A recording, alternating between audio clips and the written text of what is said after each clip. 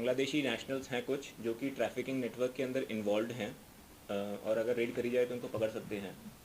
तो हमने ये रेड करके 3 लोगों को पकड़ा था, जिसके अंदर 2 लोगों के वीज़ाज़ एक्सपायर्ड पाए गए। जो ये वीज़ाज़ थे ये बांग्लादेश से इनको इशू हुए थे इंडिया के लिए, बिकॉज़ बांग्लादेश के अंदर काफ़ी सारी यूरोपियन कंट्रीज़ हैं जिनके एम्बेसीज़ नहीं हैं। तो ये लोग टेम्परेरीली इंडिया आते हैं जिससे कि उनको यूरोपियन कंट्रीज़ का वीज़ा मिल सके। परंतु यहाँ पर इनको जो लेकर आते हैं, जिस माध्यम से ये आते हैं, वो इनको लालच देते हैं और काफ़ी सारे पैसे लेते हैं।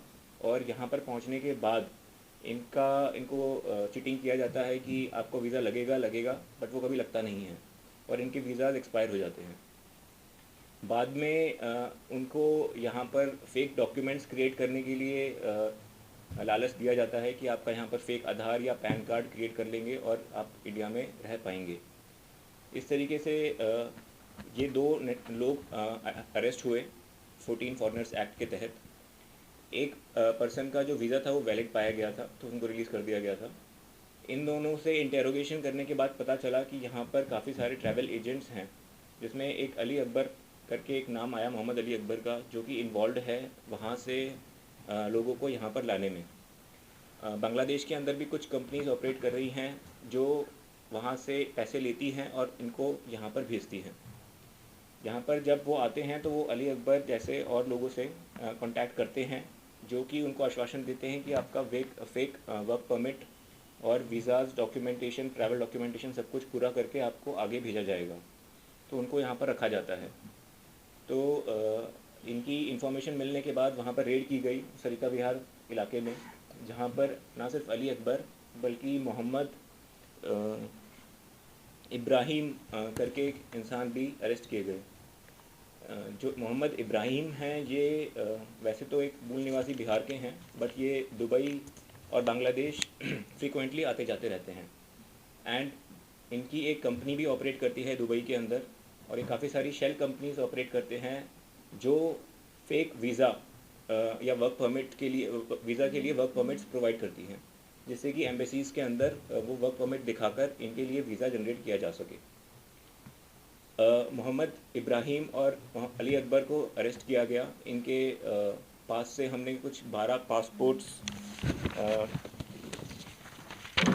10 mobile phone, 3 laptop, printers, pen drives, 150 document जो बांग्लादेशी नोटरी के थे, और 50 Bangladeshi police clearance certificates obtain किए।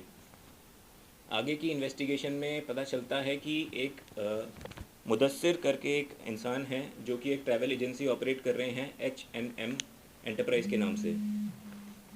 अली अकबर मुदस्सिर के साथ मिलकर फेक वर्क परमिट्स जनरेट करते हैं ईस्टर्न यूरोपियन कंट्रीज़ के, सच एज चेक रिपब्लिक, स्लोवाकिया, रोमानिया एट्सेट्रा। इन सब के ये जो वर्क परमिट्स हैं ये एक तीसरी consultancy company, paradise consultancy company, जो कि नेताजी सुभाष प्लेस से ऑपरेट हो रही है, उसके थ्रू ये जनरेट कराते हैं। ये पैराडाइज कंसल्टेंसी कंपनी जो है, इसके ओनर्स हैं धीरज बिश्नोई और नरेंद्र आर्या। इन लोगों को हमने अरेस्ट कर लिया है। इन्होंने एक बंदे गौरव गुलाटी को एम्प्लॉय कर रखा था, जो कि फेक डॉक्यूमेंट्स, जो कि ओरिजिनल डॉक्यूमेंट्स को एडिट करके क्रिएट कर रहे थे। इनको अरेस्ट कर लिया गया है। इस पैराडाइज कंसल्टेंसी के पास से 200 से अधिक पासपोर्ट्स रिकवर हुए हैं। बाकी और incriminating evidences such as travel documents notarised Bangladesh के जो कि फेक हैं, और पुलिस क्लियरेंस सर्टिफिकेट्स बांग्लादेश के वो भी रिकवर हुए हैं। इस इन्वेस्टिगेशन अभी चालू है इस केस के अंदर, और काफ़ी एक मेजर नेटवर्क हमने इसमें क्रैक किया है। इसमें ट्रैफिकिंग और फॉरेनर्स एक्ट के तहत केस दर्ज किया गया है और इन्वेस्टिगेशन चल रही है। टोटल अभी तक 9 लोगों को अरेस्ट कर लिया गया है और काफ़ी हैवी रिकवरी हुई है, और आने वाले समय में अभी हम इन्वेस्टिगेशन चालू रखेंगे और इस केस के अंदर और रिकवरी करेंगे। एक हमारा मैसेज ये है कि जो डोंकी नेटवर्क्स के थ्रू, इस पूरे नेटवर्क को डोंकी नेटवर्क बोलते हैं, जिसके थ्रू इलीगल तरीके से लोगों को चीटिंग करके, लुभा के इनको सपने दिखाए जाते हैं कि आपको यूरोपियन कंट्रीज़ या फिर दूसरी कंट्रीज़ में भेजा जाएगा, और इनसे अच्छे खासे पैसे ले लिए जाते हैं, जो कि अलग अलग कंट्रीज़ के हिसाब से अलग अलग रेट्स होती हैं। एज़ मच एज़ 75 लाख तक लोग पैसे पे कर देते हैं बाहर जाने के लिए। हमारा मैसेज यही है लोगों के लिए कि वो इन नेटवर्क से बचें।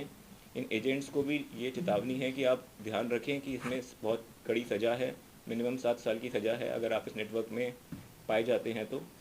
और लोगों को भी इसमें सचेत और सतर्क रहने की आवश्यकता है।